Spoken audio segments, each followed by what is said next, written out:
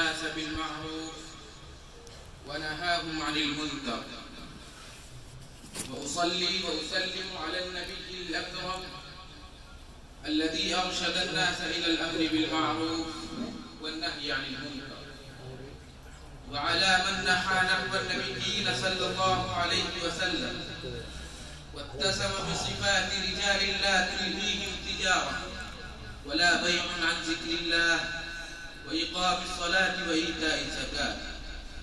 صدق الله العظيم. أما بعد،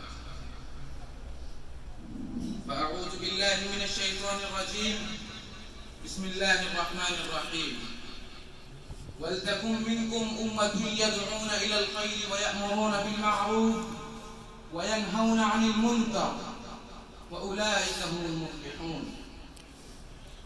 رئيس الحفلة المؤقر وسادتي البروة وزملاء الصالحين وضيوفنا الأجلاء، إني أتمنى أن أخطب بين أيديكم خطبة يسيرة وجيزة حول موضوع الأمر بالمعروف والنهي عن المنكر، والالتماس منكم جميعا أن ترغبوا في السماع والعمل بالمعروف والزهادة في المنكرات.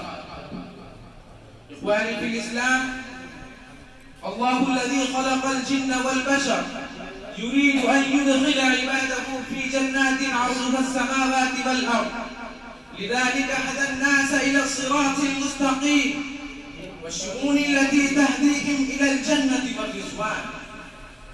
فقال تعالى في القرآن المجيد: ولتكن منكم أمة يدعون إلى الخير ويأمرون بالمعروف وينهون عن المنكر وأولئك هم المفلحون. إن هذه الآية تدل على أن المسلمين يجب عليهم أن يشكلوا فئة خاصة تأمر بالأمور الصالحات والخيرات وينهاهم عن المنكرات والفواحش والذنوب الكبيرة والصغيرة. عندما تقوم هذه الجماعة بهذا الأمر المهم، فعدد كبير من أفراد المجتمع البشري يستحق الجنة وآلاءها، وعندما تنصرف هذه الفئة عن وظيفتها يستحق عدد كبير من الناس العذاب الخالد والجزاء الدائم المرضي. إخواني، ألا تعلمون أن أبرز صفات المؤمنين والمؤمنات أنهم يأمرون بالمعروف وينهون عن المنكر إذا وجدوا الفرصة، كما ذكر الله تعالى في كتابه الخالد الباقي إلى يوم القرار: ولتكن منكم أمة يدعون إلى الخير ويأمرون بالمعروف والمؤمنون والمؤمنات بعضهم أولياء بعض يأمرون بالمعروف وينهون عن المنكر.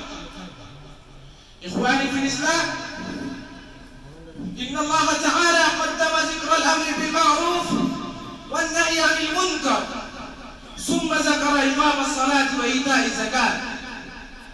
هذا الظرف من الذكر يدل على أهمية الأمر بالصلاة والزكاة والفلاح والسعادة، والنهي عن المنكرات والفواحش والذنوب الكبيرة والصغيرة.